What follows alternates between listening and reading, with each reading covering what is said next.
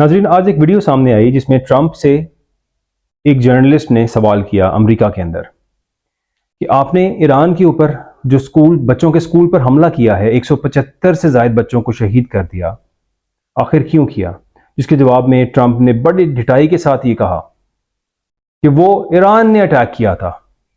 اب سوچنے کی بات یہاں یہ ہے کہ ایران اپنے ہی ملک میں اٹیک کیوں کرے گا؟ جبکہ تحقیق سے ثابت ہوا کہ IRGC کا ایک کمپاؤنڈ جہاں پہ فوجی ایرانی موجود تھے وہ سکول کے بالکل ساتھ تھا، اور امریکہ نے اس کو ہٹ کرنے کی بجائے یہ میزائل سکول پر داغ دیا۔ اب ان تمام چیزوں کو چھپایا جا رہا ہے، جبکہ یہ تمام تر انویسٹیگیشن رپورٹس میں ثابت ہو چکا ہے۔ یہی سوال پھر اس صحافی نے ڈیفنس منسٹر سے کیا، اور جب ان سے پوچھا تو انہوں نے کہا کہ ہم اس بارے میں تحقیقات کر رہے ہیں۔ لیکن ٹرمپ نے دوبارہ سے اس بات کو انٹرسیپٹ کیا اور کہا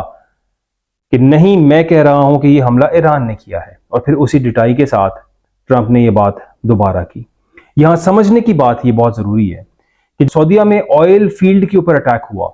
اور وہ اٹیک ایران نے نہیں کیا تھا، اسی طرح یہ جو اسرائیل اور امریکہ ہے ان کا ہمیشہ سے ٹارگٹ یہ رہا ہے کہ کسی بھی طرح سے ممالک کو آپس میں لڑایا جائے، اور اس جنگ کے آغاز میں یہ سوچا جا رہا تھا کہ ایران اور خلیجی ممالک آپس میں لڑ پڑیں گے جب ایران امریکی بیسس پہ اٹیک کرے گا۔ لیکن تمام تر خلیجی ممالک نے بڑی سمجھداری کے ساتھ سمجھداری کا مظاہرہ کیا اور ایران پر اٹیک نہیں کیا، بلکہ امریکہ کو بھی اپنی ایئر سپیس استعمال کرنے سے منع کر دیا اور کہا کہ ہمارا علاقہ ایران پر اٹیک کرنے کے لیے استعمال نہیں ہوگا۔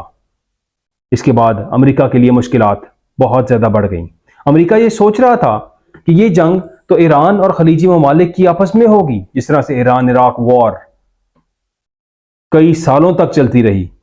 اور ایران عراق وار کی طرح یہی وہ سوچا جا رہا تھا کہ تمام تر خلیجی ممالک، تمام تر اسلامی ملک آپس میں لڑ پڑیں گے اور اسرائیل اور امریکہ بیٹھ کے تماشا دیکھیں گے اور پھر اپنا مقصد حاصل کر لیں گے۔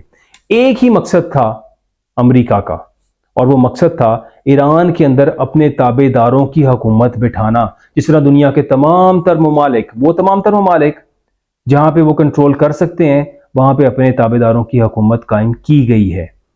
ایران کے اندر چونکہ ان کے تابع داروں کی حکومت نہیں تھی، اب اس حکومت کے پیچھے بھی امریکہ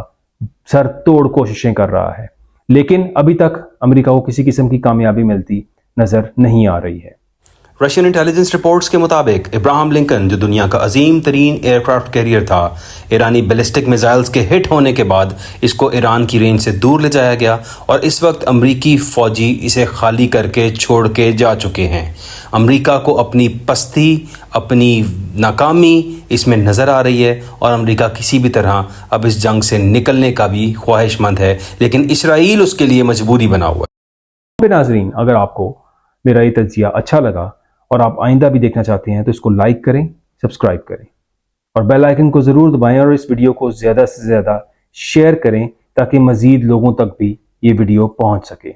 آنے والے دنوں کے اندر جو میں ویڈیوز اپلوڈ کروں گا اس میں بہت سے انکشافات ایسے ہوں گے جو آپ سننا چاہتے ہیں۔ اپنا خیال رکھیے گا۔ اللہ حافظ۔